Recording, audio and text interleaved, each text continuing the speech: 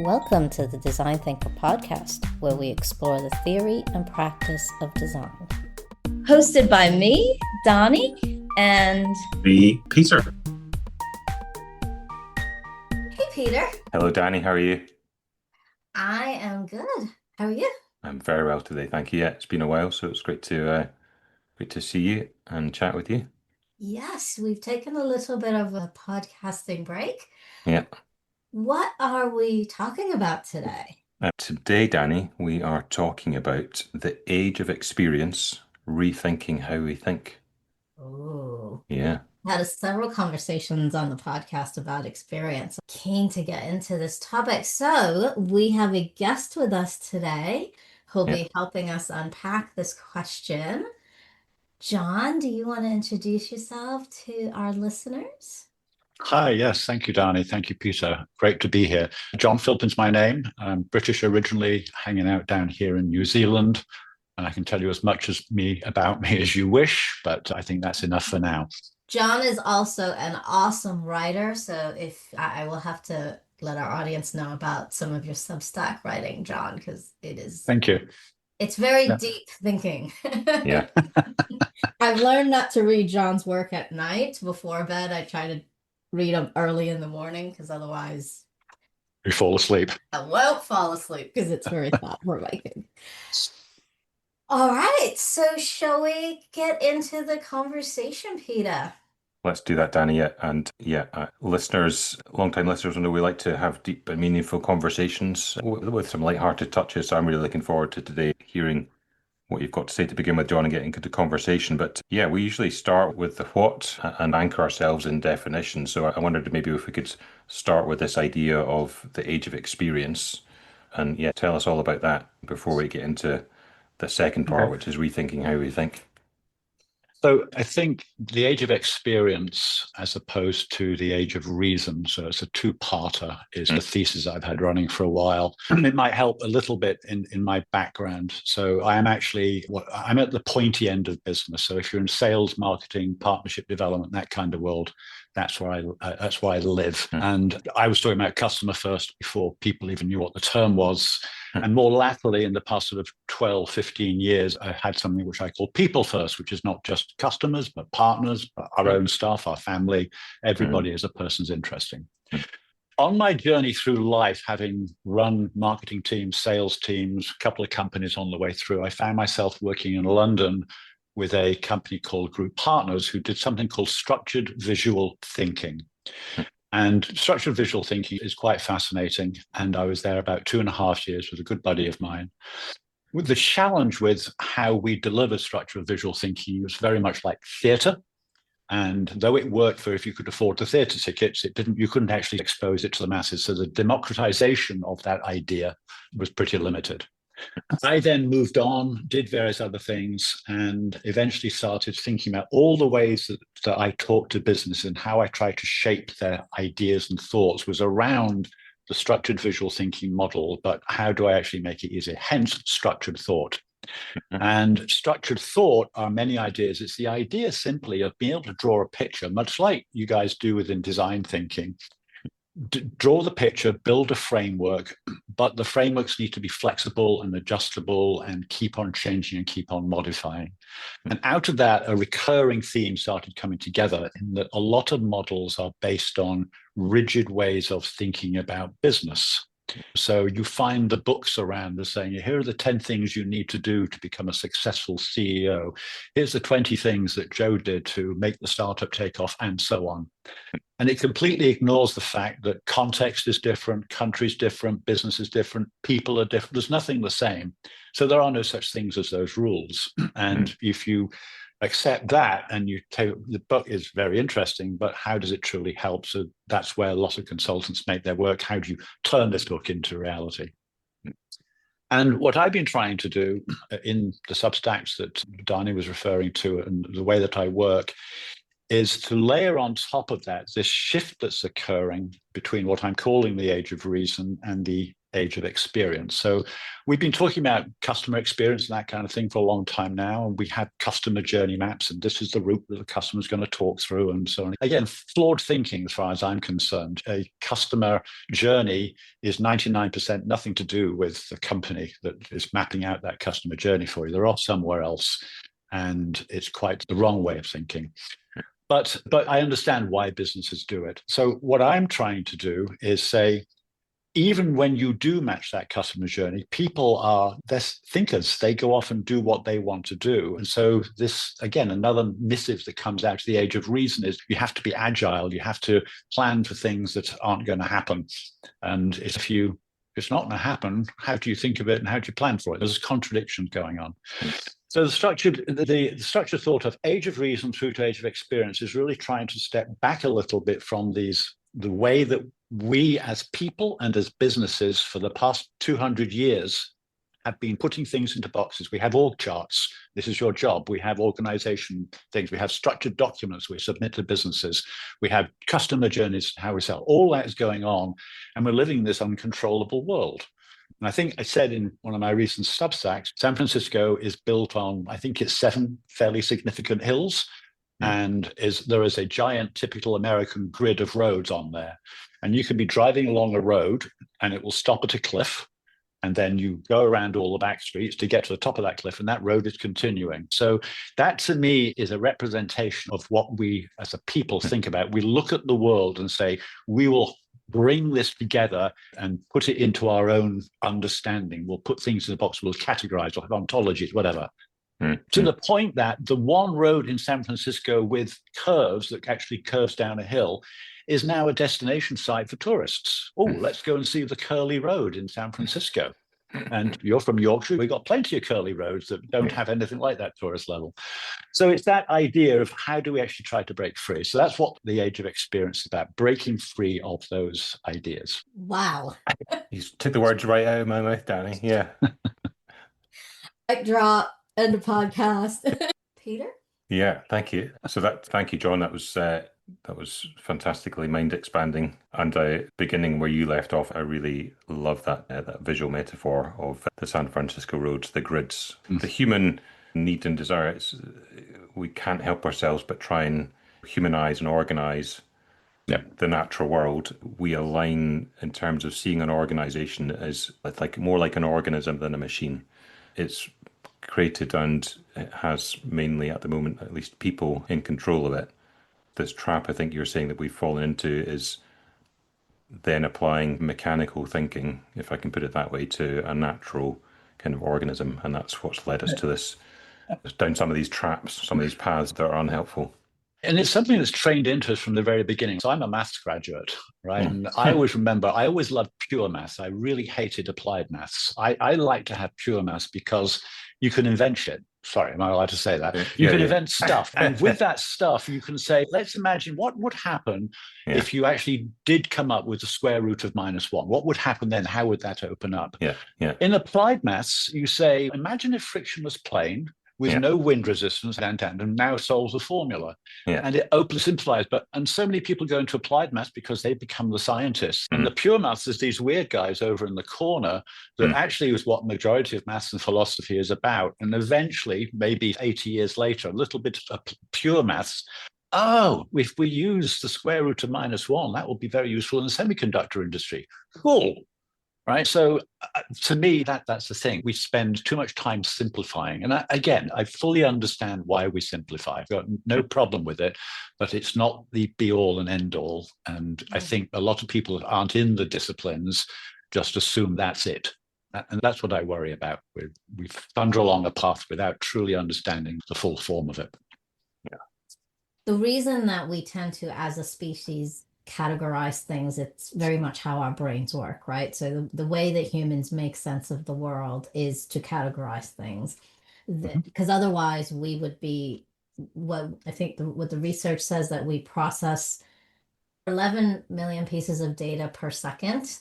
That's what our brains are absorbing. So if we had to look at every piece of that information individually, our heads would explode.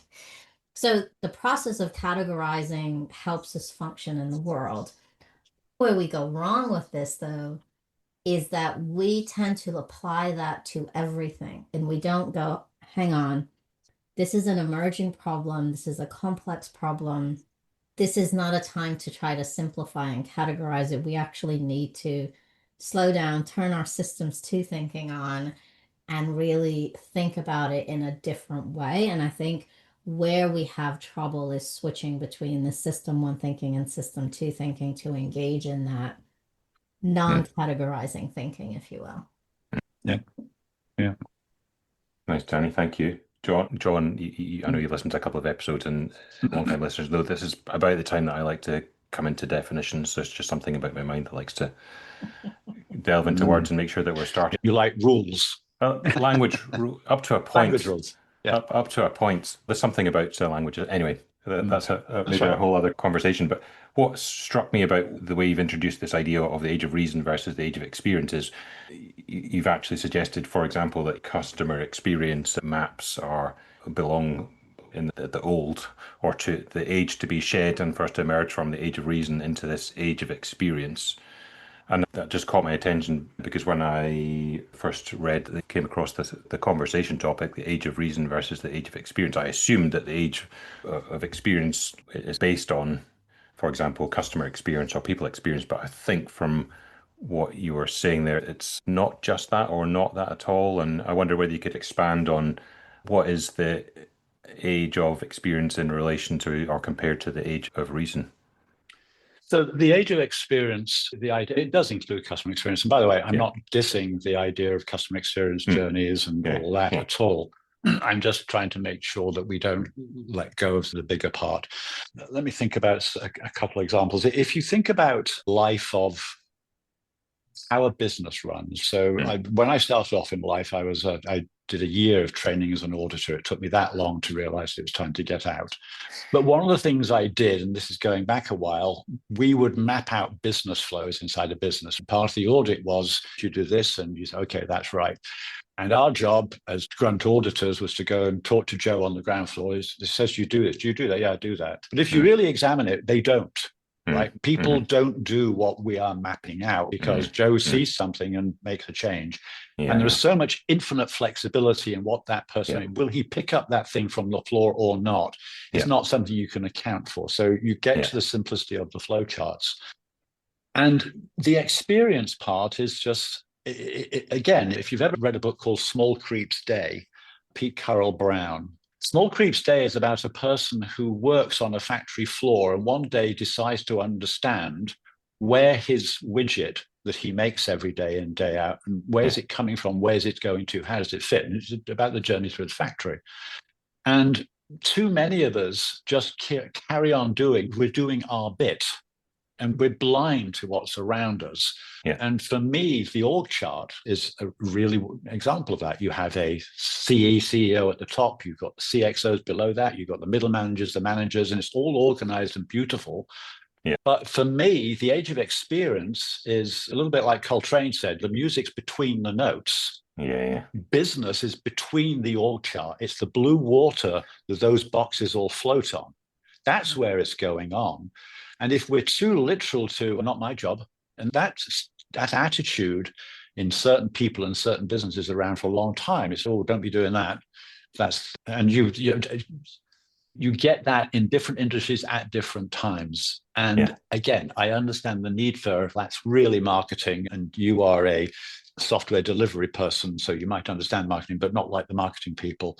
But at the same time, the software delivery person has a major role in what you go to market, because if you're only about marketing, you don't actually understand software delivery, you're going to get nowhere.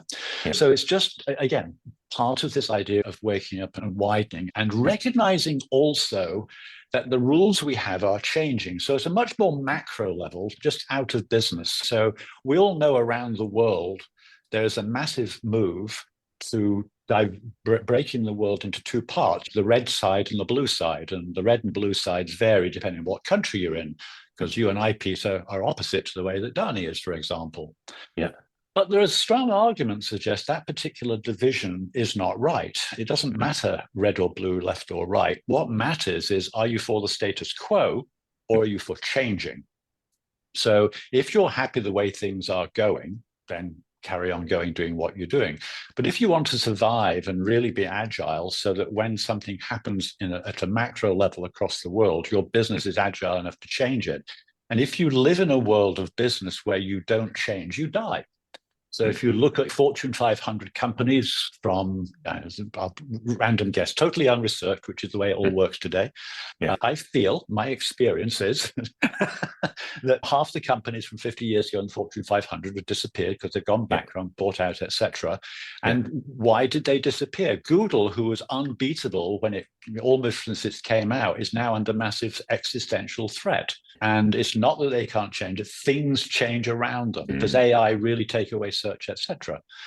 And the point is that all that change, we're very good at the leading edge of business, but we're not on the whole. We're too much thinking. We think about our newspapers, we did the headlines, the body copy, we've got our opinion, we stay and I think, okay, that's what's going on.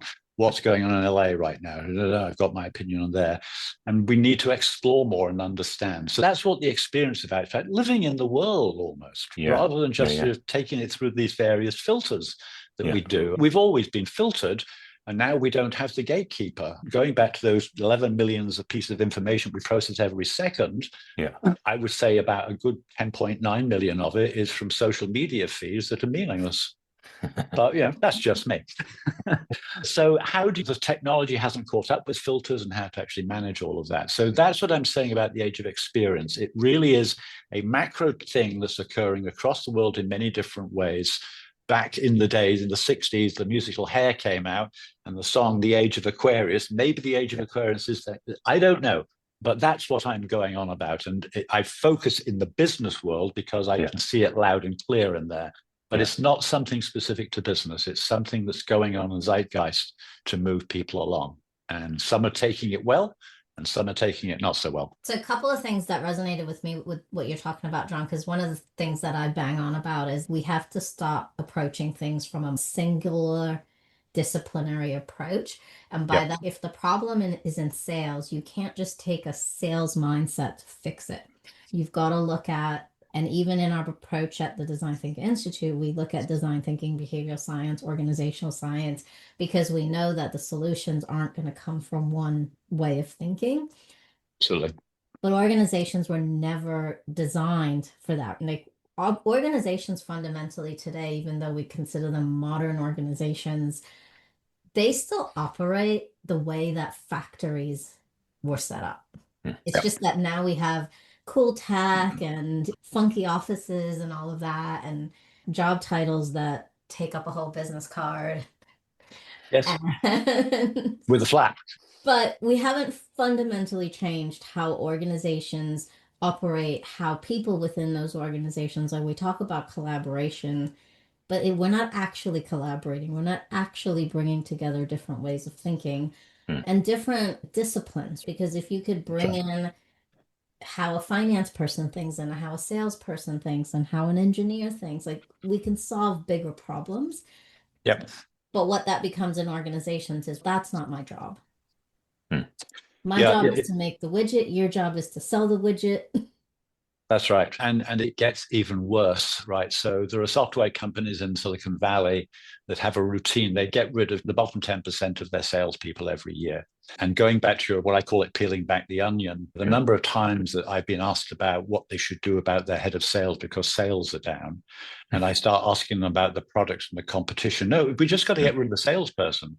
And I always say, did you recruit a duffer or did you recruit a really good salesman? It was really good. I said, so the only thing that's changed is that he's now in your environment, not the other environment. So don't you think it needs you to examine what's going on here? And, okay, so you start pulling it back, and it's very easy sometimes to see what's going on. But you're right, Dani, you've got to pull back everything. So it's an old adage, the doctor, and fixing the next problem by straightening the hip bone or whatever it might be.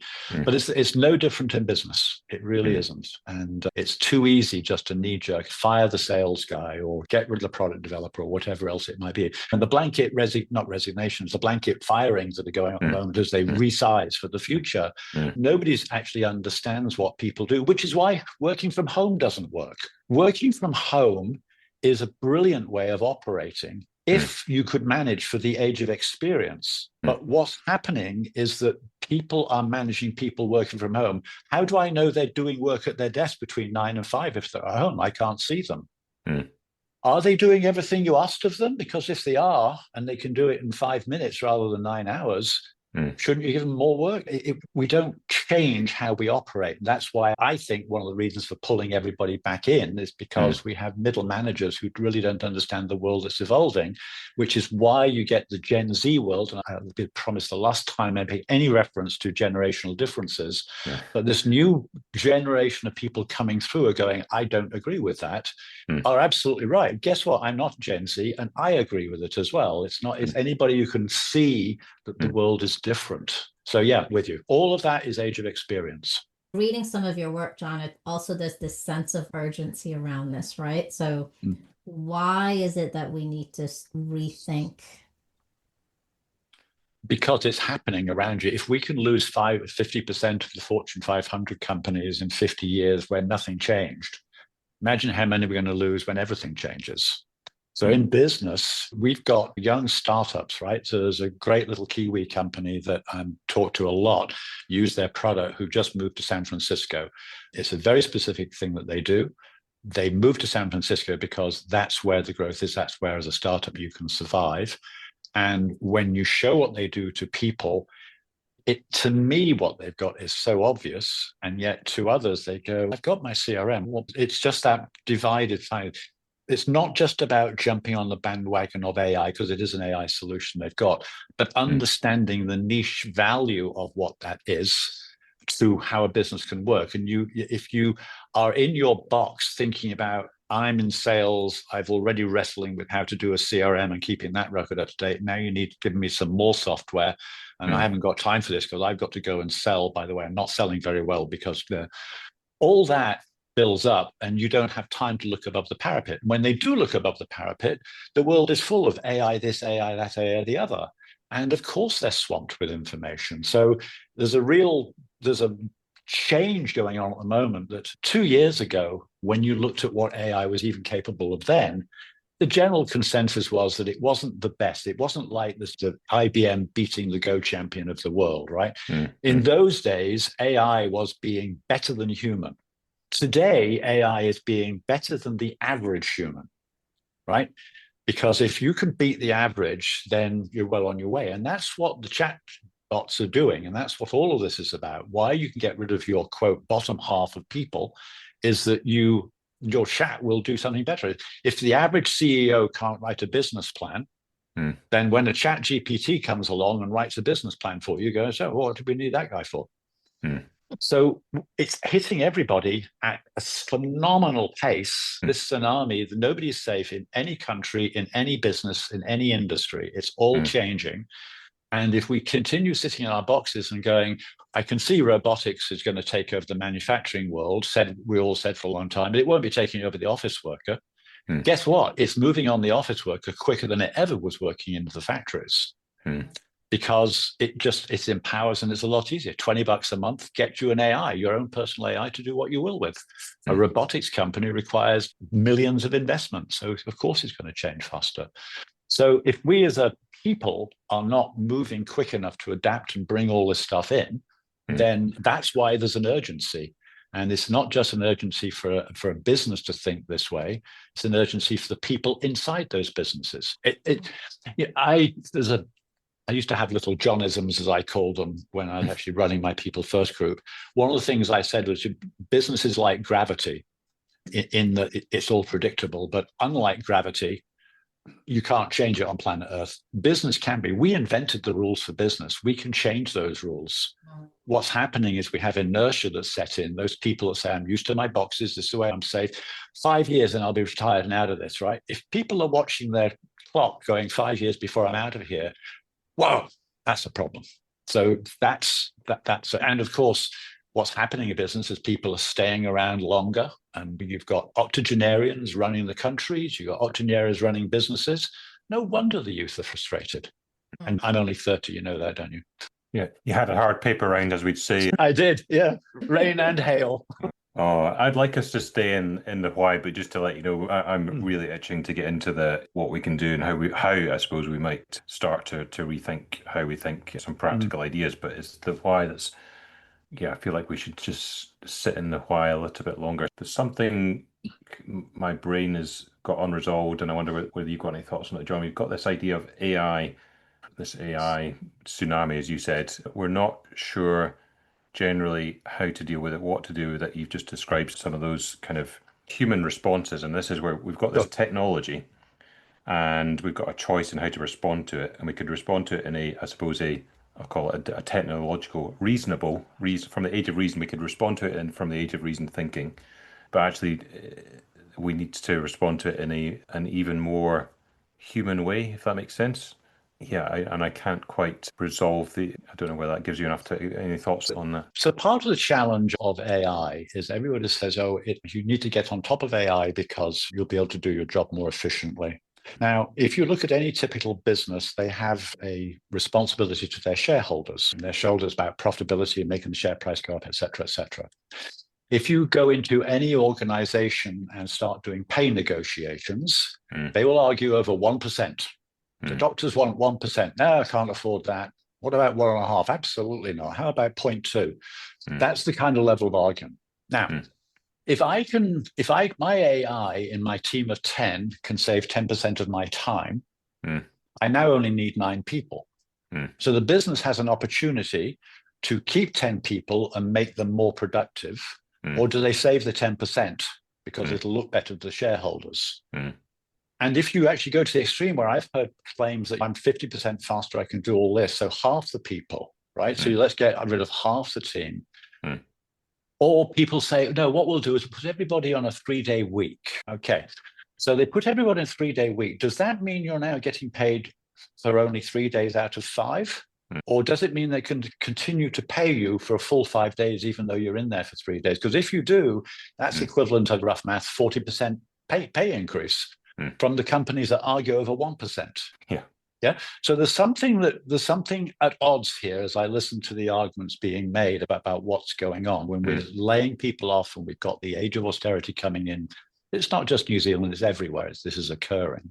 The behavior of corporations on a whole has always had this problem, and governments as a whole aren't thinking about, or maybe they are, but I don't read about it from the people that write about governments. So let's say in 10 years' time, all the businesses have done what they're doing, and we've now lost, say, 30% of the workforce without an opportunity of getting their jobs back.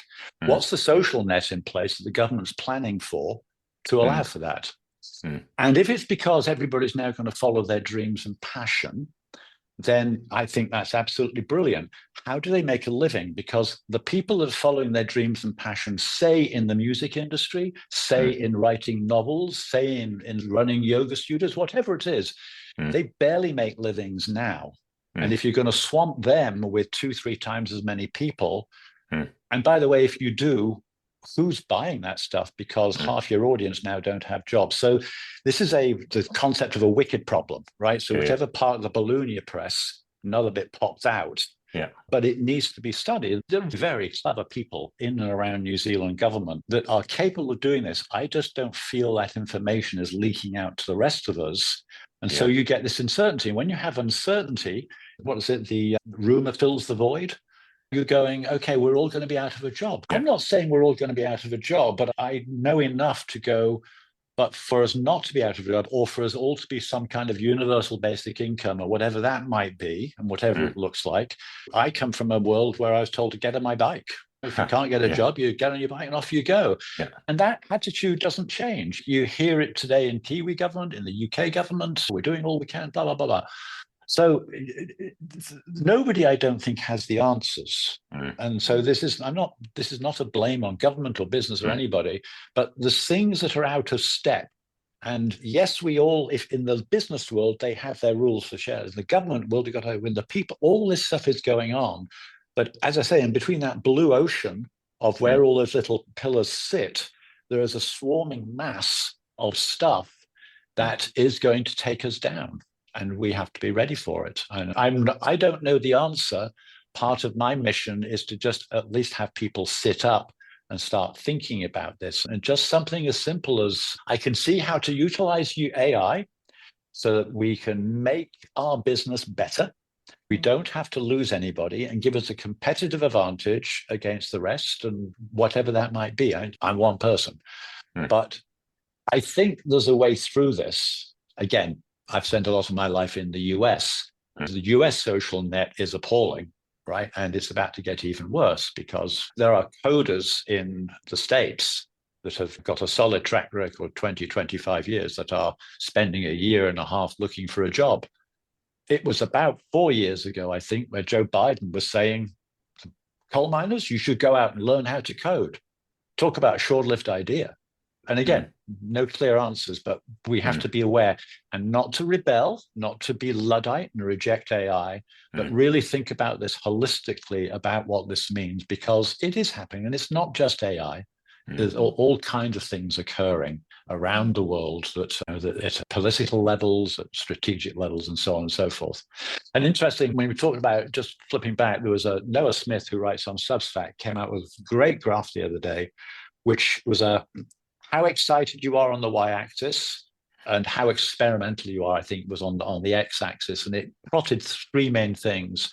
We in New Zealand and most of Europe and America and Australia are not very excited and very worried about where this is going.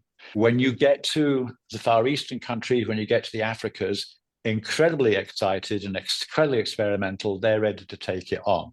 Now, there's a difference in those two worlds in terms of we have everything to lose in the West in terms of our high level of living and how we handle that versus everybody in the Far East who just see potential in front of them. Suddenly I have a phone with AI on it. And if I can make that work and code something or do whatever it is to make a job better and earn $2 rather than 50 cents, that's massive. $2 rather than 50 cents doesn't go down too far in New Zealand. So again, this is something I've said for a long time. If your job, or not so much your job, if your value that you deliver to your customers can be delivered through the internet, so too can your competition. So if you're living in a high value country like New Zealand or America, and your job can be done by somebody in the Philippines with the phone, then yes, you're going to lose out because you're no longer going to be effective. And this goes back to Friedman's work. When was that? Flat for 15 years ago, maybe something like that. So it's not. This is not new, but we're now getting it faster and faster. John, because I don't think this AI thing is a new. No, the AI displacing human capabilities is not new. And something that I always bring up with Peter is it used to be somebody's job to connect phone calls. Like they used to take this king and put it into that's how you made phone calls. That was like a career for somebody. And that went away. That's right. You think about one of the most mind-blowing things I've learned was I was doing a tour of an old bank building, and they brought me into this room and they're like, oh, this used to be the typist room, like and apparently at some point before personal computers, it was people had a job as a typist, and they literally took handwritten memos and typed, and then came the laptops and the personal computer, and then everybody needed to know how to type. And because everybody knew how to type, there was no longer a need for a typist. And I think if everybody now can code with ChatGPT, then that takes away. So my point here is that this evolution of some jobs going away and other jobs coming up has always existed. The only difference in 2025, in the 21st century, I think, is the speed at which it's happening. It's the speed. It's also the breadth, right? So replacing cashiers in banks with ATMs was over many years. And part of the thing that restricted is that I think it was Citibank that invented the ATM back in the 70s, but they had to manufacture all those ATMs and get them installed before they could get rid of it. So it was a slow process. And it's hitting every level of society, senior through to bottom, every country in the world, every industry, nobody's safe. And then there is the speed on top of that, right? So it's not that long ago, the gig working economy kicked in, right? Now, the gig working economy is horrible, I believe, and I've railed against it for a long time, because what it's doing is essentially fractionalizing work. right? So you get employed as a marketeer, or you get employed as a salesperson or a production person. Gig is reducing it down, right? I don't need you to get my cases from the hotel steps into the car. You're going to bring that yourself, but I'm going to give you a ride, right? So I'm doing the ride bit. And then so somebody else says, well, I'll do the carrying cases bit and so on. We keep on fractionalizing work in this way. And the whole thing was all the Uber drivers got in there. Now we've now got self-driving cars coming along, right? And we could go to San Francisco and travel around in a Waymo and everybody's happy. They're not, but they are. And it's getting better and better. So all those Uber drivers are now out. And then, but then you go, if you catch a taxi in London, I find them fascinating. They cost more than an Uber, without a doubt. But boy, the entertainment value of the taxi driver is extraordinary. He'll tell me all about what's going on. I'll get a complete political analysis of the world's problems. And this will just be driving down Marylebone Road. It's brilliant. Yeah. And so what the techs are doing is reducing the function of work down to these other steps. We're back to that flow chart back in my auditing days, right? We do this, but the blue mass of the ocean is missing. We used to have something called the water cooler in offices, and management never really understood the water cooler. They all go over there and they're not drinking water, but they're always over there. And somehow or other, they come back, they share a joke, whatever it might be. That's being lost as we fractionalize work. And so AI is doing that fractional work, right? I can write my proposal, and what people are missing is how long it takes you to write a decent prompt to get a proposal that actually makes sense to you. And what's interesting is that the written word is showing up the problems of AI faster than the visual world. So when Midjourney and those kind of guys came out, 3 years ago, 4 years ago, Midjourney was great because it just generated these quick little images and nobody was looking at them, and they were surrealistic and out there and spacey, and they're just a bit of eye candy. Things like, does the person got 6 fingers or not, comes along later. And even then, as a person, our visual thing, going back to those filters that Dani was talking about, we say, oh, yeah, we have to really catch the fact it's 6 fingers. We just, oh, yeah, of course it's 5 fingers, move on. In the written word, if you are an amateur and reading a business plan, you go, oh, that's fine. Right. But actually, if you're an expert in reading AI-generated business plan, it is not fine at all. There are holes that you could drive trucks through. So again, part of the value of what people can do is get really good at what they do. If you're a business plan writer, use the AI to accelerate forming the basis of your plan. But trust me, the last 50% is still going to be written by you, but it's a great ideation spot. So yes, it doesn't get things right. That's your job to check that. And I've probably gone off on a tangent there, but the point is that all this is happening at once. And nobody knows. 2.5 years ago, whenever it was that Sam came out with his first chat, it hit the world by storm. And yet they were talking about AI. Alan Turing was writing AI tests back in the 40s. So it's not a new concept, as Dani says. So I feel like we've gone down this path of AI, but the reason but can we pull back out? Because I always, please, thank you. I love AI. I love experimenting with it, talking about it, but there's a bigger context of what's happening, right? It's not just about AI. AI is one of the things.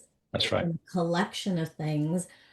And what's happening is we have lost the ability to lift up and look at the whole picture. And one of the things that you're talking about that I'm really connecting with is we've compartmentalized everything to the point that we've taken people's ability to look at the full picture. And I've seen this a lot in how people are trained. Yes. Organizations. And actually, I think, Peter, you might have been talking about this, like in contact centers, right? We teach people, you pick up the phone, you answer the question, you get off the phone. But they don't have a full view of they're not taught to look at the end-to-end picture and how some of the things that people were calling about impact other parts of the business. They're just worried about this box and ignore everything else. That's exactly the fractionalization of jobs I was talking about just now. So when I started off in marketing all those years ago, you were in marketing. When you talk now, it's what do you know about SEO on the WordPress platform? Really? But you don't want something bigger than that? No, because again, it's let's get it down to the process and flows. Yeah, and by the way, you used the word training, Dani, another big bugbear of mine. We no longer educate people in colleges, we train them. And there is a massive difference. And there is an old joke, which I won't get into, that it is different. The universities have lost their way as they try to predict what jobs are going to be needed in 2 years' time. And I think it was somebody from Harvard, I can't remember who exactly said it now, but a university's job is to educate their students to be ready for their 8th job. It's nothing to do with what the technology is, whatever's going on. And it's this idea of critical thinking and being agile and being ready. And we've done the youth a bad. So when people reject universities because they can't learn anything, it's because they're being trained. They're not being educated. And we've got rid of the classics and all those things. So yeah, with you, Dani, with you. All the things that help us think more broadly. Yeah. Learn how to learn and then apply that learning to. That's right. Yeah. That's right.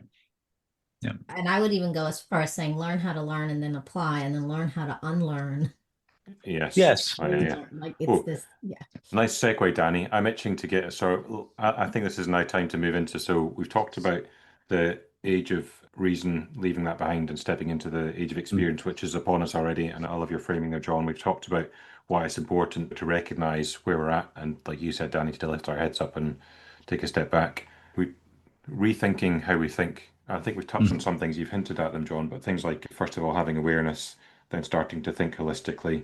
Maybe if I can get you to start there, if I've landed on something there. Yeah, no, you haven't. I think in my mind, a lot of the how is a lot of what you two guys do, right? So design thinking, I have no idea how long the discipline's been around, but this idea of free-form ideation, the fact that everybody in the room should be listened to, the fact that you can have a conversation where you aren't put down. So I've run and been in facilitated sessions where the leader in the real world we tried that 2 years ago, it doesn't work, right? No, hear them out. Just opening up the mind that the hierarchy of the boss, the middle management, whatever, if you can let that go. Everybody talks about the flattening of the organization. What they're flattening is taking out the middle management. You still got a person at the top. And then some people say, oh, well, we've got multiple CEOs. No, that doesn't work either. You still got the hierarchy. People have to be aware of the sound. And again, I think males on the whole are not known for their listening skills, at least according to my partner. We tend to we've got the ideas, we know how it goes. And when you actually get other people with new ideas, the fact that somebody's on the shop floor and knows that's not working that way, this is what we actually do. And if you could just fix that plug down there, that would add to efficiencies. But you have too many people that don't do that. They don't walk the floor. They don't go visit the stores, right? Sam Walton, when he started Walmart, was flying around, going to all his stores all the time. I bet that doesn't happen too much today. So it's just everybody from top to bottom being aware and allowing everybody to have voice and listening to the ideas in a very real way. And design thinking allows that to happen. What I talk about beyond design thinking is then that has to be packaged up in some way where the journey lives. I've not sat in on one of your sessions, so I'm sure there are exceptions, but an observation, just going even back to my structured visual thinking world, there was this, remember the idea of cartoonists coming in and doing cartoons of the meeting? Yeah. And the world was full of those at one point. You couldn't move. I think all the cartoons have been fired from newspapers and are now making a living in corporate boardrooms. The challenge with most of those I ever saw is that they were great fun at the time. You look at the meeting and you see the picture and somebody talks about the explosion that's going to occur and they draw a little stick of dynamite and what have you. And at the end of the meeting, they do it. If you give that cartoon to somebody who wasn't in the meeting and say, what happened? Very rarely do you actually get an answer that's right, because it's missed a lot of nuances. So the power of what John Caswell used to do with group partners in our structured visual thinking is he had a mental framework in his head, which was four frameworks with anything up to 11 pillars in each framework. And the way he'd run it is that you would be listening to the conversation of whoever's in the group, up to 20 people, and there'd be a facilitator asking questions, much like you guys are doing. And all John would do is stand there quietly, and he'd be drawing on walls all over. And nobody would know what the hell he's doing for 2.5 days. But he's recording and listening intently and then running to the other side of the room, putting something in.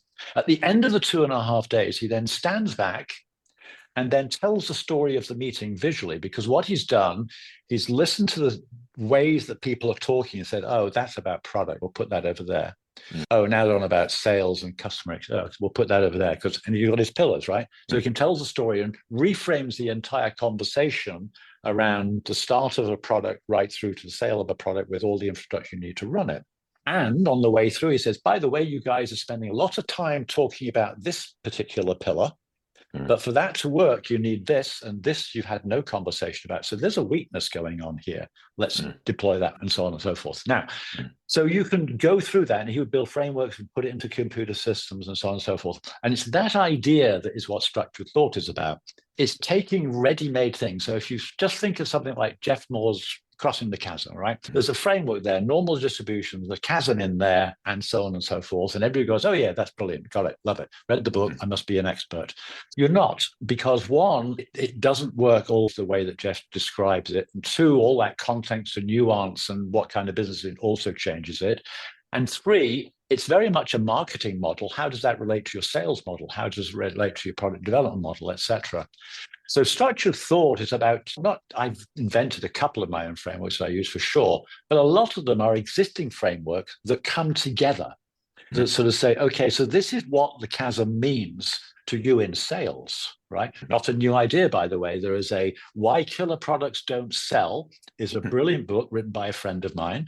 And what he did when he wrote it, along with his partner, Ian, they wrote a book which is about how to apply from the chasm marketing theory into how you actually think about selling, not just about the buyer's culture, but the sales culture. What kind of conversation does the salesperson have in the four major areas that the chasm talks about? It's simple things like that. Again, we live in a boxed world. Marketing and sales, we all know they don't talk to each other, right? It's marketing versus sales most of the time, let alone and sales. The competition's outside, guys. Go talk to them. So that's a small example of what I try to do. Once, as Dani was saying, you peel back the onion, you get to the root cause of what you're thinking. You got mental models building up in your head. And you say, okay, so let's get the right people into the room to start exposing why firing half the sales force might not be a good idea just because your sales are half down. Why is your board only got accountants and lawyers and HR people on it? Why has the board not got somebody who can actually help you knock down doors and win business? All those kind of questions to make people re-examine. Oh, we've got to be compliant. Yeah, but you don't need 8 people telling you to be compliant. You need a couple. Trust them, and they'll make sure you're compliant. But all these board people who've got lots of connections, let's get the revenue building. And again, remembering my history is not about how you control 100% of your costs. It's how you grow your revenue beyond 100% to 1,000,000%. That's much more interesting to me. That's the future. But you only do that by breaking out of rigid thinking. You get into valuation models. Ask an investment person in traditional thinking companies, go to a bank and say, I'd like you to invest in my business. And they'd say, tell me about your assets, tell me what your ideas are. On the whole, they're going to invest based on what you've got. Go to a VC in the Valley, they'll invest in you based on how much they believe and what you're telling them you think you're going to do. And that's a very different equation. That thinking changes the landscape of what is possible. Because the first way I get, it's valued at $1 million, I get 100,000, I got 10% of my company. It will be valued at 10 billion in 6 years' time. I can get a lot more money for the same percentage of the company. That's all part of the experience, understanding the enchilada. But John, that sounds a bit like the last example you shared there was I've heard it described as exploitation. That's the first kind of versus exploration, or needing certainty versus validation. So your VC will seek validation that their bet is that's how you get more expansive thinking versus.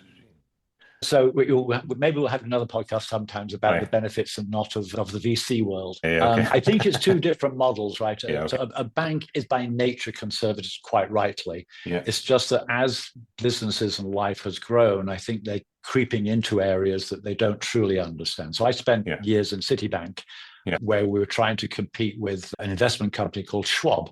And Citibank had more investment in place and more investment businesses around the world than Schwab did. And yet Schwab was taking all the money. They had a marketing presence and agility about them. And what was interesting is that it wasn't just the fact they weren't amalgamated, but the thinking of investment people was very banker-like. Bankers think, this is my money, I'm going to give conservative views because we need to do this. Yeah. Whereas the investment world is very much, it could go this way. You go to an investment guidance counselor and he will talk about this. He'll give you the risk, but what he's trying to do is get you to invest in that particular stock and this is that. And it's two different mindsets and both are valid.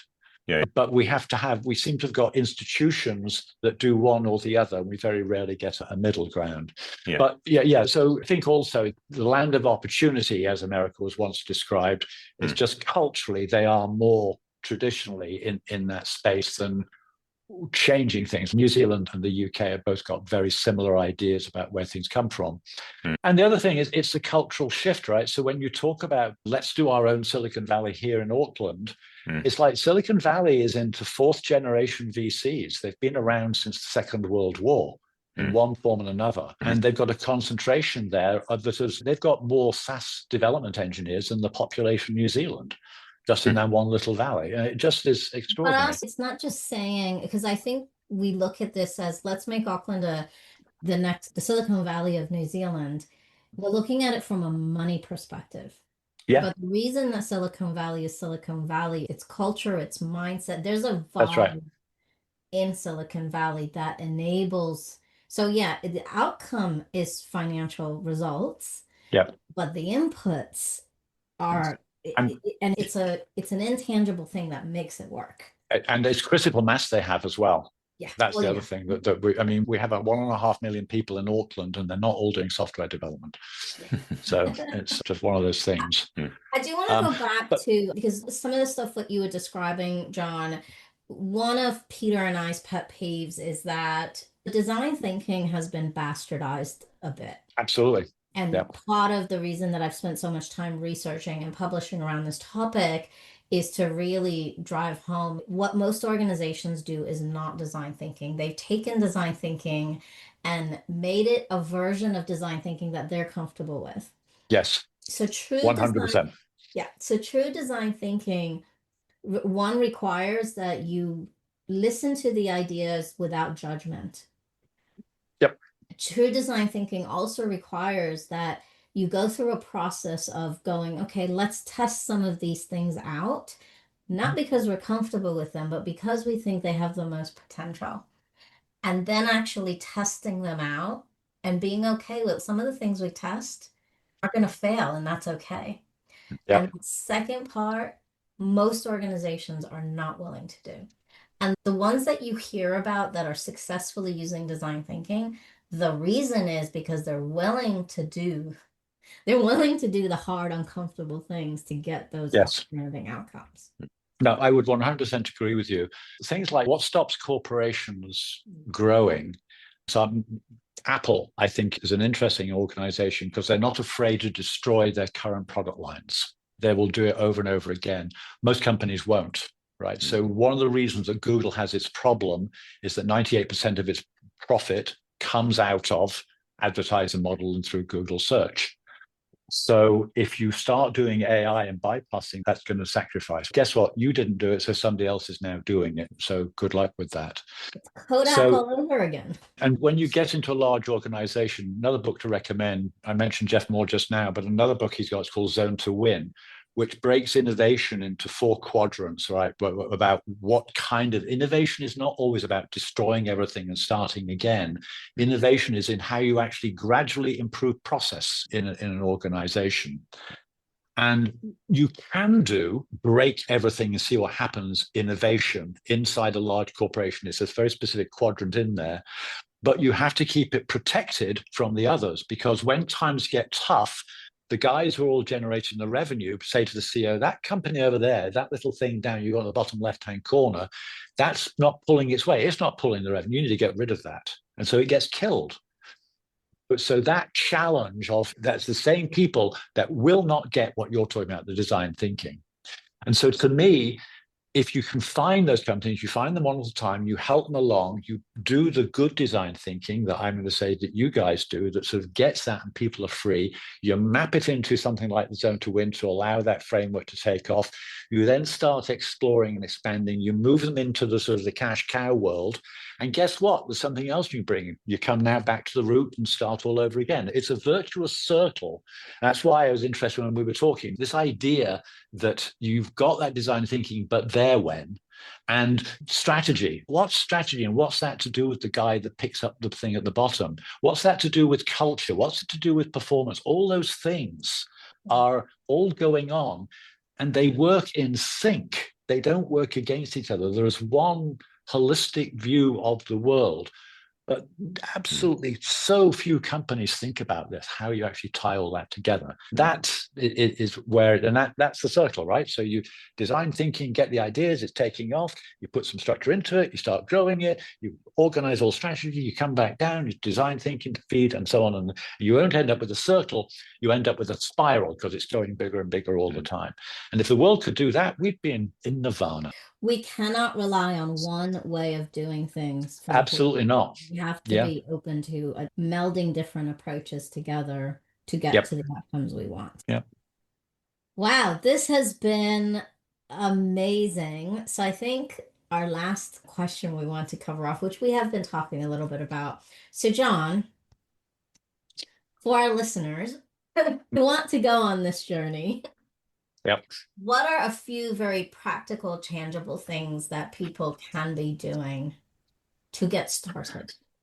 Listen to podcasts or read about things that are tangential to you, but you think don't apply to you. So, for example, I listened to a podcast called Martini Shot, a 10-minute podcast, a guy called Rob Long, who was one of the staff writers on Cheers, the TV show back in the day. And in 10 minutes, what he does is he lays out a scenario from his own personal experience, starts giving you stories about what happened to him applies it to the broader entertainment industry about this is why this is going wrong, and circles it back to here's a lesson for how you could actually do your business differently, right?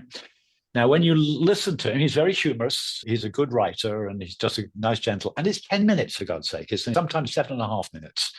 So the point of that is it just opens the mind up to a different thing. What's entertainment got to do with my world? You'd be amazed and surprised, right? To me, the easiest thing is just if you read Substacks, read a Substack that you go, oh, what's that one about? Just explore and think differently. Have more conversations and go out more. Don't sit at home and vegetate. Just communicate with other people, listen to ideas, listen with both ears, talk with one mouth. Things like this that my mum used to tell me. And as I've said before, I often forget.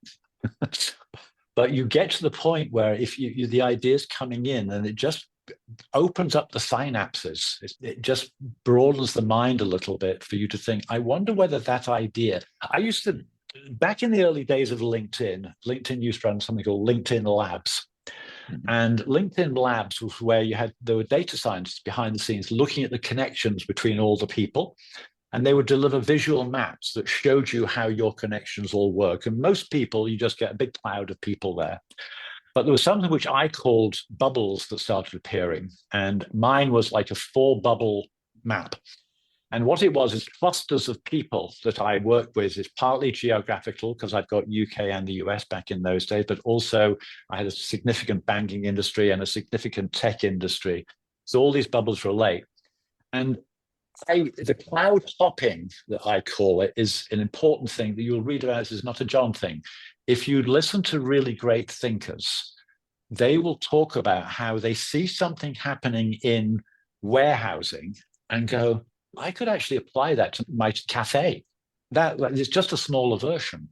So you're taking ideas from something successful and just with a slight twist, you don't write it off and say, warehouse would say that, wouldn't they? Instead, you go, yeah, that actually solves the box problem. We're moving at the moment, so I'm trying to get boxes I used to be able to go into a supermarket and get a pile of boxes to take away. Can't do that anymore. Why? Because they don't store boxes in supermarkets anymore, too expensive. So they've now got carts that go down the aisles. As the box is unloaded, it's broken up on the fly. Process improvement, storage not taken up, etc. Where does that come from? Warehousing. Right? Who knew that a countdown supermarket learns lessons that way? So that becomes efficient. It also means that your your front store have got the full, it's not somebody who breaks down the boxes and somebody who stacks the shelves. They're doing everything. So we're reassembling jobs for efficiencies, and they're learning by looking at other industries. As a brainy person, I have to chime in here because, Yeah. you know, I talk a lot about how our brains work against us in the modern world, but this is an example of how we can use how our brains are wired to work for us, because our brains are very good at making associations.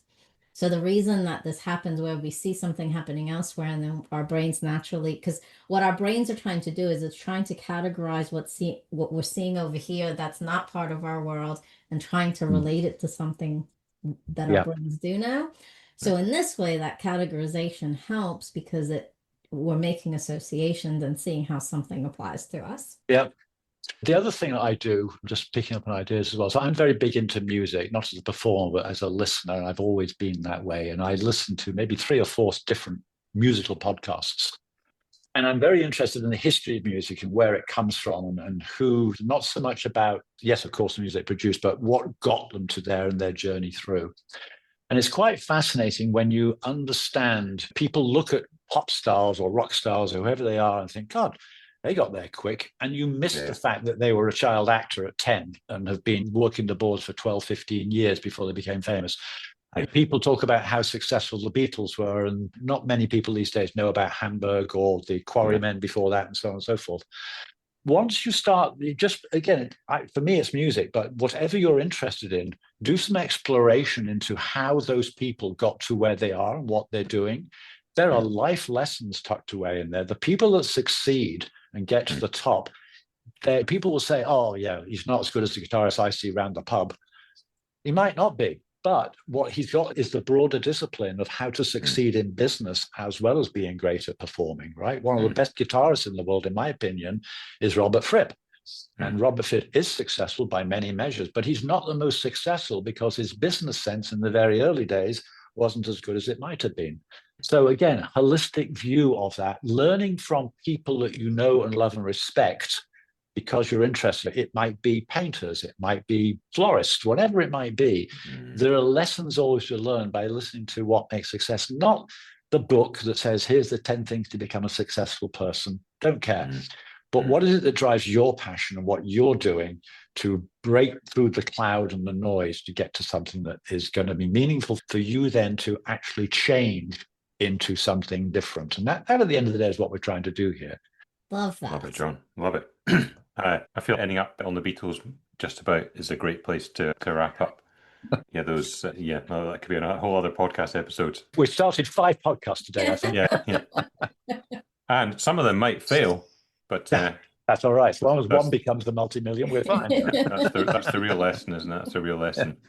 Absolutely. Just getting started. Excuse me, I'll steal Danny's thunder a little bit here because I've started wrapping us up. John, we finish up by sharing some takeaways, and this is it's a bit mean actually, I think, but we've established a tradition where we ask our guests to share some takeaways with us to begin with. Then Dani and I share ours too. So do you have 1 or 2 things that you've taken away from this conversation with us? So one major takeaway is that Dani did give me a heads up. This was a question coming at the end, and I would be the first. And at the time, I thought, okay, I'm going to pay attention. So one major takeaway: I have talked too much because I haven't listened enough to actually build up solid takeaways.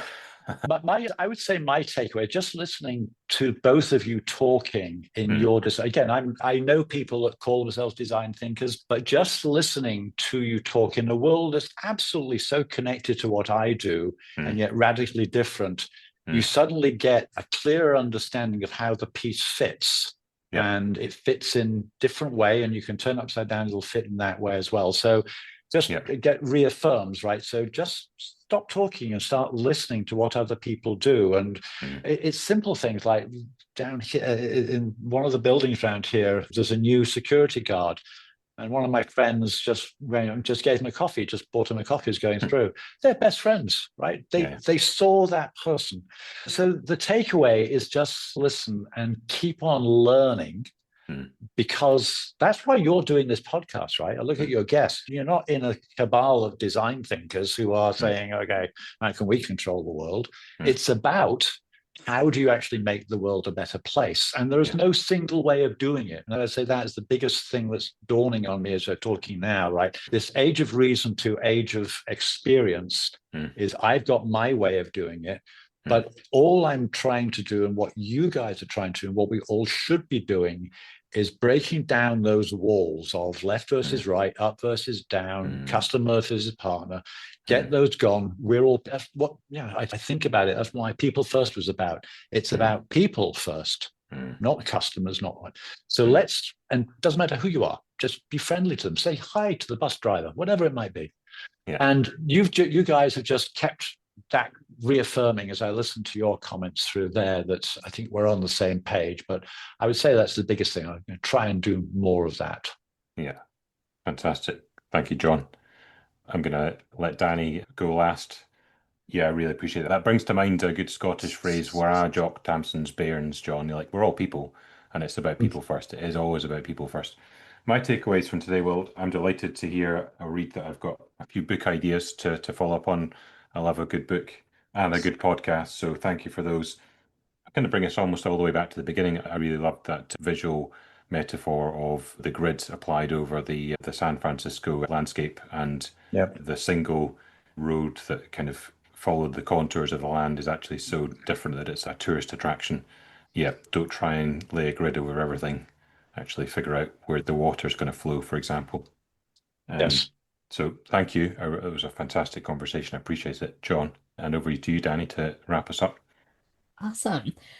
My takeaway is that, John, one of your recommendations about what could we be doing, and you said pursue those things, like if you're into art, study the artist. If you're into music, study the musician. And I think that goes back to, like, when I was a child, I was very encouraged to pursue hobbies for the sake of hobbies. And I feel like we've gotten away from that. We don't pursue hobbies anymore. So going back to some of those, I was like obsessed with Picasso as a child. And going back to that, I was obsessed with Mozart as a child, and going back to some of those things and reading about them. And I remember as a child, I was very into the suffragettes. And anytime I got to pick a topic in history, it was on the suffragettes. Oh, wow. So going back and pursuing some of those things and spending some time and seeing how some of the challenges and learnings that they had would apply to where we are today. Absolutely. Thank you so much. This has been an amazing conversation, and we appreciate you making the time to chat with us. Thank you, Dani. Thank you, Peter. It was a brilliant conversation. Thank you very much for the time. Thank you for letting me onto the show, and I look forward to more conversations.